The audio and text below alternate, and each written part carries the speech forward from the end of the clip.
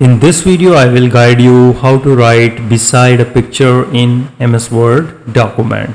Go to the Insert on the top menu bar and click on the table and select the 2x1 table.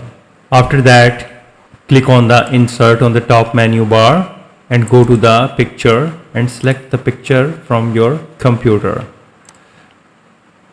Insert it, adjust it or resize it, and now click on the right side table and paste your desired text. Select it and make it justify. Now click on this 4-side arrow and go to the home, and under the paragraph group you need to click on the no border. So you can see that the border line is gone. Now click again on the 4-side arrow and here you see that there is a thin line, and place the cursor and move it to the left side to adjust according to the picture. Adjust the size according to your requirement and drag it to the left and right side. And also you can this white box to the left or right to make it resize.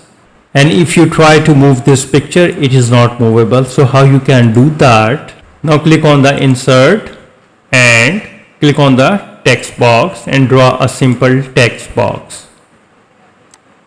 Resize it. Delete this data. Now again click on the 4-side arrow, Ctrl X to cut and Ctrl V to paste inside the text box.